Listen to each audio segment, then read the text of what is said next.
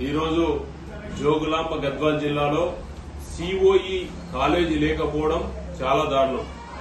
తెలంగాణ రాష్ట్రంలో అన్ని జిల్లా కేంద్రాలలో లేదంటే ఆ జిల్లాకు సంబంధించి ఏదో ఒక ప్రాంతంలో సిఓఈ కాలేజీలు ఉంటాయి. దానివల్ల ఉపయోగం ఏమంటే ఆ సిఓఈ కాలేజీల వల్ల పేద విద్యార్థులకు ముఖ్యంగా చాలా ఉపయోగపడుతుంది. హైయర్ ఎడ్యుకేషన్ ఐఐటి గాని అదేవిధంగా నీట్ గాని ఇలా ఉన్నత చదువుల కోసం పేద విద్యార్థుల కోసం ఈ ప్రభుత్వాలు ఏర్పాటు చేస్తే జోగులాంబ గద్వాల్ జిల్లాలో గత 5 సంవత్సరాల నుంచి ఇక్కడ నుంచి వేరే ప్రాంతాలకు తరలింది. ఒకసారి ఆలోచన చేయండి.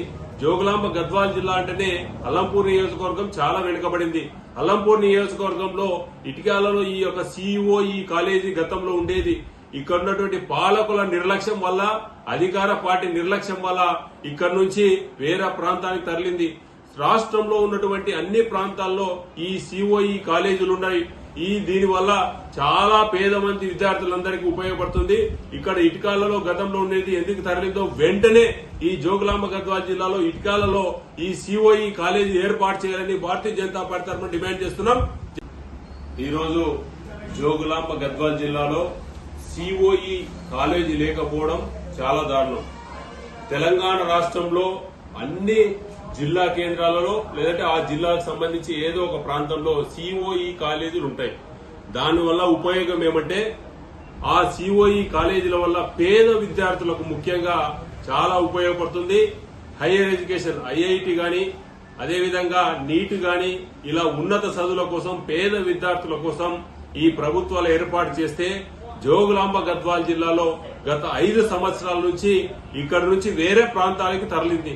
ఒకసారి ఆలోచన చేయండి. జోగులాంబ గద్వాల్ జిల్లా అంటేనే అల్లంపూర్ నియోజకవర్గం చాలా వెనుకబడింది. అల్లంపూర్ నియోజకవర్గంలో ఇటికాలలో ఈ యొక్క సిఓఈ కాలేజీ గతంలో ఉండేది.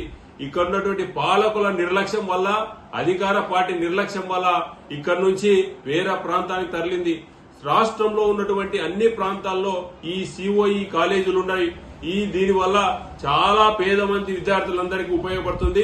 ఇక్కడ ఇటుకాలలో గతంలో ఉండేది ఎందుకు తరలిందో వెంటనే ఈ జోగులాంబ గద్వాల్ జిల్లాలో ఇటుకాలలో ఈ సిఓఈ కాలేజీ ఏర్పాటు చేయాలని భారతీయ జనతా పార్టీ తరఫున డిమాండ్ చేస్తున్నాం.